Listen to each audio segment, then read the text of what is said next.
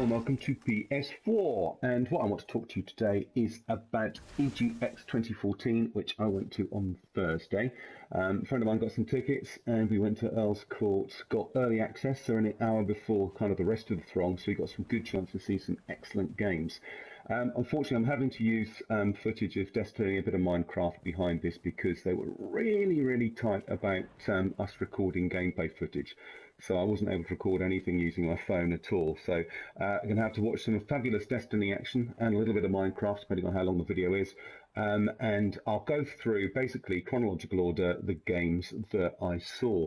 The first thing that we had a look at, there were 5 of us in total that went along, was Gang Beasts. And Gang Beasts is a little indie title. We had to play it on an Xbox One controller, which was a bit weird. All the buttons are in the wrong place.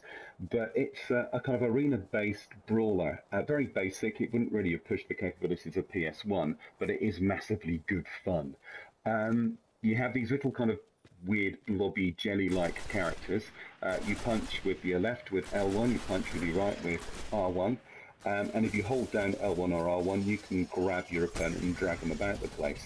You don't kill your opponents by punching them, you kill them by punching them into the environmental obstacles on the level. So the first level was a little arena that had meat grinders in it, so you had to pick or punch your friends into those meat grinders. And the second level we played was on one of those window cleaning things out the side of a skyscraper, where you just basically had to punch or throw your friends off the side. It was actually insanely good fun. Is it a game that you will play for hours and hours and hours? No, but if you came home with some friends and wanted to do something totally silly for a little while, it's a fabulous diversion. We were laughing ourselves silly as we were playing it. That's Gang Beasts. What I'm going to do is I'm going to try and put, if I can, some gameplay links for all of the things I talk about in the comments of the video. The next game we played, and the only game that gave us free loot, which was very disappointing, EGX next year, give a lot more free stuff, but was Nosgoth. Nosgoth is a 4x4 vampires versus humans game. I think it is coming to PS4, although we played it on PC. I had a bit of a cramp because I'm left-handed, and unfortunately all of the keys were bound for a right-handed person. I'm used to using the arrow keys on a PC, not WASD. I did alright, got a few kills, at the same time got killed. The human beings have got various weapons and abilities. They are a bit squishy, easy to kill, but they are able to attack from long range. I played kind of a scout class that had a long-range gun with shot out 3 explosive projectiles. Whereas the vampires, they've got massive mobility, they're very quick, they can jump far further than you can. There is a kind of a massive ogre type one that can shoulder charge into you and totally annihilate you. It was really good fun actually. It was quite well balanced. We were 4v4, so we had, we could see the people we were playing against. And it was good crack. It looked really nice. It felt quite responsive, well balanced. Didn't think that either the humans or the vampires had an unfair advantage. And they get kudos because anybody who played the game got a free t-shirt, and it was a very cool t-shirt. So I'm looking forward to that actually. There have been talks about a beta. It's featuring on PC at the moment, and I think there is beta coming for PS4 and Xbox One, but that hasn't landed yet. So I think I'll have a quick see if I can sign up for that and play when we get to it. It is online only, and it's 4v4 as far as I can see from the footage I've seen on the internet, as well as what I played at EGX. Next game is probably the highlight actually of the conference for me, and that was Shadow of Mordor. Most Lord of the Rings games have been pretty rubbish, to be perfectly honest with you. So I went into this one thinking, yeah, right. Well, it is very adult. It is going to be an 18 rated game. It is quite graphically violent in places. You play a character who is a ranger, but also seems to have some wraith-like abilities. If you've seen Lord of the Rings, like the ring wraiths. The story we didn't really get into, so I don't know exactly how that works. But it's got some nice mechanics. The combat is very, it's one button, but it's also got a lot of counters. So if you played Arkham Asylum, for instance, and there's the counterattacks that Batman pulls off in that, button press timed. It's very fluid, it's very elegant, it's good fun. The weapon skills, you've got your swords, you've got a bow, but also what you're able to do is you use your bow skill to tame animals. There is these big, I think they're called Keragors, which are kind of like big, knobbly, lizardy wolf things. So if you tamed one of those, you could jump on it and ride around eating people with it, which was really good fun. I must say I spent a good 5 minutes of my 10 minutes on the game just leaping around on that thing, biting the heads off various orcs. Really nicely done, nicely executed. If you dismount from the Caragor and he follows you around and continues to fight for you, you can also dominate some of the orcs as well. So rather than shooting them and killing them, you can dominate them and then they will start fighting for you. So again, you can build up a little posse of guys who are going to follow around and sort you out. But one of the most interesting mechanics was there is within the game there is a system whereby you can start infiltrating your enemy ranks. So there is a little screen, a still screen that had different ranks of orcs on it. The front ranks were the grunts, not very high-ranking ones. Then 4 levels back went, to sergeants, to captains, and then to the leaders. And what you can do is throughout the game you can start putting your own characters, people you dominate, people you kind of that you are able to overpower into positions of power within those ranks. So you start infiltrating the ranks, and what you do is then you get insight into what some of the other orcs' strengths and weaknesses are, so you can plan to take them on a lot easier. So that adds quite an interesting dynamic, because what you're trying to do all the time is to infiltrate, gain intel, and take over this world. So that was quite interesting. The other thing as well is a consequence of death within the game. If you die, time passes. And what will happen is, as time passes, those orcs, those guys who are in positions of power, will either be ousted, murdered, they will power up. So what you get, the consequence of death, is the fact that further down the line you might find these guys far harder to beat. Which I like, actually, because there's so many games these days that don't give you any kind of consequence for dying at all. It's just die, respawn, which, isn't fun. I mean, we're watching Destiny in the background at the moment. If you die in Destiny, you just respawn and you haven't lost anything. There's no durability of the weapons lost. So in this, there is a consequence. There is no consequence to your character as such, but there is a consequence necessarily, perhaps, to the difficulty or the impact of the game further down. It's a big open world, so my concern with any open world game is that it's story driven. It's that sometimes the story begins to take a bit of a back seat. I played Skyrim and I maxed my Skyrim character out, but I maxed it out and didn't actually finish the game at all. I maxed the character out. I'd done so much just wandering around, being distracted by fun stuff to do. I hadn't actually finished the story. So that depends on how that pans out, how they use the open world, because I think story-driven games sometimes require a little bit more focus, so we'll see how that works. But so far, mechanically, it's great. One of my favourite things, actually, is that all of the orcs that you get are randomly generated, so you will never get the same kind of orc captains as one of your friends. But the way that works, kind of an online system, is that if you are killed by one of these randomly generated orc captains, it can invade your friend's game, and your friend can get revenge on your behalf, which I think is quite fun. I think that's a nice idea. So Shadow of Mordor was superb. Really enjoyed playing it. It's out in about a week's time, I think, 2nd of October, something like that. So 2nd or 9th, can't remember which. But look out for it, because I think it's actually going to be totally stunning. So Far Cry 4 was the next one we looked at, and we're going to go to Minecraft now, and I'm going to talk about Far Cry 4. So Far Cry 4, one of the most incredible things about the Far Cry 4 experience wasn't the game itself necessarily, but the fact that there were 40 PlayStation 4s. There were 4 ranks of PlayStation 4s. So we had 40 people playing the single-player campaign at the same time. That was really stunning.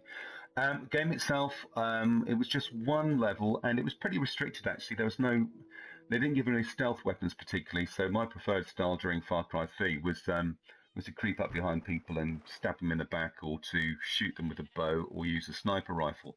So there was none of that, so basically you had a double-barrel shotgun and a massive LMG to get in with. However, most people, including myself, the first thing they did was to climb on an elephant and charge straight into the place and start taking guys down with the elephant, which I must say was amazingly satisfying. The elephant graphics, you don't hear people say that very much in games, do you? But the elephant graphics were brilliant, even down to the little fuzzy hairs on the top of the head when he's sitting on top of it. The elephant charges around, and if he's running, he will overturn vehicles, he will pick baddies up and swing them about and throw them around, and all the time you're merrily shooting people and around it. So Far Cry experience seems to be very much the same. I can't really say much about the game. It looked beautiful. It was very, very, very graphically crisp, running very smoothly on the PlayStation 4. As always with the Far Cry, the guns are very satisfying, and it seems that ultimately, from what I've seen of the game and the videos of it, we're going to have a typical Far Cry experience with wingsuits and vehicles and various different strategies. I understand you can get your own pet tiger at some point that runs around and eats people for you, which, yeah, that's nice to have. I love Far Cry 3. I really enjoyed it. I'm not a big fan of FPSs generally, but I found that one quite a simple one to get into and enjoy, just as I'm with Destiny at the moment. So Far Cry 4 looking good. The demo was very, very brief, but the reactions of the AI of the characters that you're up against was quite realistic. I mean, one of my favourite things is I snuck up behind a vehicle, cut the brakes, and it rolled backwards and squished two guys that were practicing their martial arts behind it, which was quite fun. I'm all for taking people out like that. So it's looking good, but the gameplay demo was very, very short. You didn't get very much time in it at all. Looking fantastic, weapons are fun. Can't really say much more about it than that at the moment. It's going to be worth a look. It's a good franchise. If it's the same people who made Far Cry 3, we can probably find that it's going to be a great game. And whereas we had the fantastic Vass in the original game, the new bad guy is he's looking all right. He's certainly psychotic enough to rival Vass, but we'll see how that shakes out. Next one, though, was the one I really, really wanted to play. I had to queue for it for a little while, but that was The Order 1886. And it was a very, very short demo, and it was footage we've seen before. I've been getting increasingly fed up with this game, and I was very excited when it was first announced. And then all we've really seen, after a delay, which isn't unusual in the gaming industry anyway, but after a delay we've seen just basically all of the production team talking about how much research they did to make it look cool, and actually haven't seen very much of the game itself. So playing the game, it does look awesome. It does look absolutely gorgeous. We were playing with there's only one character, I think, of the four you actually play throughout the game, and we had this a pistol, but we also had kind of a grenade launcher. It shoots thermite, clouds, dust, and then you shoot a flare after, which ignites it. So we were basically setting a lot of people on fire, which is always fun in a computer game. It played very nicely. It's a very cover-based shooter, kind of very much like Uncharted. You cover and shoot, cover and shoot. Yeah, I mean, it's difficult. I mean, the demo itself was just a few minutes, and you can't really judge a game by just a few minutes of gameplay. But it has made me feel a little happier now. I want to see more of it. I want the devs to actually tell us more about the game itself rather than just how clever they are and all the amount of research they did. And also, I wish they get their blooming Twitter account sorted out, because all they ever do is retweet other people's stuff. Even if someone says the game's going to be rubbish, they retweet it. Put something on Twitter that I'm actually interested in reading, for goodness sake. The Order 1886, if you're watching this video, which of course you will be. So I'm feeling a little happier about it now because it played very nicely. But I'm still not convinced yet. I think it might be a bit of a one-trick pony if it's not careful. So happier, gorgeous-looking game, responsive controls, good cover mechanic. It's not an auto cover mechanic like in The Last of Us. It is a kind of press button to hit cover. But it works well, and the voice acting seemed to be good. The graphics were stunning. The weapons certainly the two weapons that I was able to use, which was a pistol and this kind of thermite grenade thingy, were quite fun. And the weapons have got to be fun in a game like that, because it's all about the weapons, isn't it? So, jury's still out, but I'm feeling slightly less cynical about it now than I did before I went to EGX. Right, next up was one of the games I really looked forward to going and seeing, and that was Little Big Planet 3. We got to play 2 levels of Little Big Planet 3. Me and my friend Anne-Marie sat and played together. There was one level with Toggle, which is the big fat chap you can make small and big, and Oddsock, which is the guy who can do the wall running. Typically genius stupidity from the wonderful guys at Media Molecule, but it's a Little Big Planet game. It looks shinier. It's got more depth to it because rather than just 3 layers, I think you'd have up to 9 layers. Obviously, it seemed to be playing faster and it looked gorgeous, but it's still Little Big Planet. And as much as I will buy Little Big Planet 3 and enjoy playing it very much, it's not going to bring anything massively new to the party. The Vita one was great. It brought the touch controls in, did it very well, but it was still a Little Big Planet game.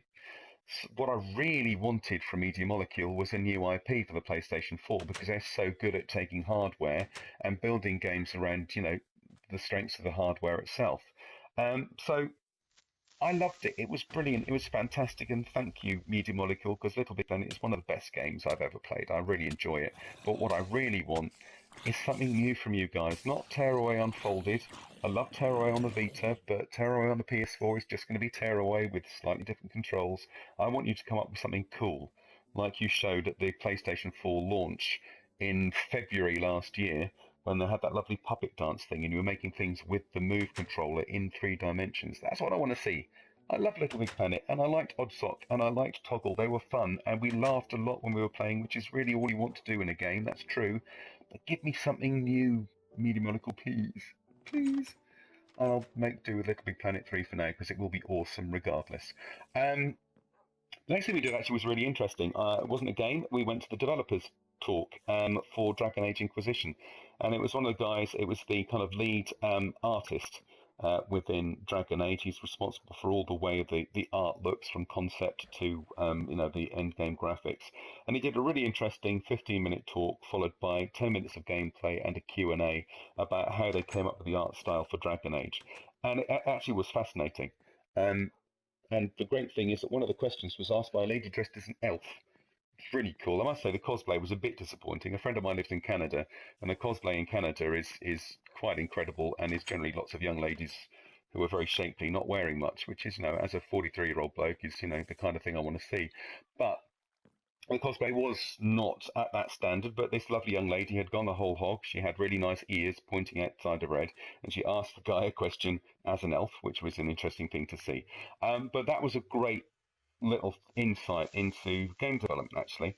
We got to saw Dragon Age in action, and it does look very good, and I am interested in it. I don't think it's one I'm going to buy at launch, but it looked good. It seemed to play very fluidly. I didn't get a chance to play it at EGX because the queue for the multiplayer was 2.5 hours, and I wasn't going to queue for 2.5 hours because there were other things I wanted to see. So Dragon Age Inquisition is looking good, and that was a really nice insight into the kind of the development process. And the last game we went to see, and the last game that we played on the day was Bloodborne. From the guys who brought us Dark Souls, it's a PS4 exclusive. I didn't play it for very long. I played it for about 10 minutes because I died. And unfortunately, the demo finished when you died. It wasn't a timed thing. You couldn't respawn. It looks beautiful in a very kind of blood dripping and head chopping and squishy kind of way. It does look absolutely gorgeous. It plays very nicely. It's a slow form of combat. If you are someone like me who likes to charge in and hack things to bits, don't get this game because it requires patience. And I got owned very quickly. But it looks brilliant, and I think for those people who are looking for a really challenging experience, a Dark Souls experience, this is a game for you. The art style was good. The character design was really nice. There are 4 different character classes that you can have, from your kind of general soldier to a warlock to a tank to a kind of snipery wraith type character. It is very interesting, that, which will give it replayability, and also there's 2 forms of weapons, so each of your weapons will have a basic form and an extended form, which brings in different types of gameplay.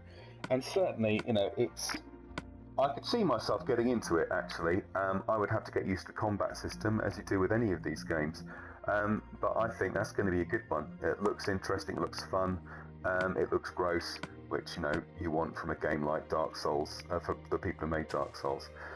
And that was my EGX experience. Those are the games that I saw. Like I said earlier on, the highlight of the show for me was definitely Shadow of Mordor. That is looking to be a very, very, very complete and very engaging and diverse game.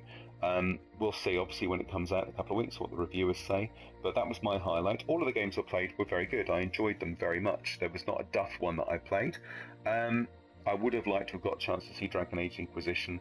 And although this isn't a PlayStation 4 game, there was also Elite Dangerous as well, which I remember playing Elite when it first came out on my ZX Spectrum, which really does date me. So I was interested in that, but I just couldn't queue for that one as well. So we saw some great games. Gang Beasts, nice little multiplayer party game, fantastic. Shadow of Mordor shaping up to be a nice open world, visceral kind of fighting experience with some interesting meta elements to it, such as the orcs things. We had Far Cry 4, which is shaping up to be every bit as good as Far Cry 3. And then we had Little Big Planet, which is just charming and fantastic. Order 1886, which, I'm still not convinced entirely, but I'm getting there with it. I'm hoping it'll be brilliant, because if it isn't, that's going to be a real blow for PlayStation 4, I think. If it's pants, that's going to be a real sad thing. And then Bloodborne, which again is a PlayStation 4 exclusive, is shaping up to be a very challenging, very attractive graphical experience with some nice diverse gameplay mechanics. So really good day. If you can get to EGX next year and didn't get there this year, try. It was 20 quid to get in for the early doors, which wasn't bad for the amount of gameplay I got and the amount of stuff that I saw. Very fantastic experience. Just EGX, if you're listening, make sure that the game developers bring more loot next year, because I was very disappointed that I only got one t-shirt. I was hoping to come out with tons of stuff. But anyway, that's a tiny gripe for a day that was absolutely fantastic. I hope you found this interesting. As I say, I'm going to put some links to the games that I saw in the comments below the video. But for now, as always, like, favourite, subscribe to all of the sociables, and I will see you next time. Happy gaming. Bye-bye for now.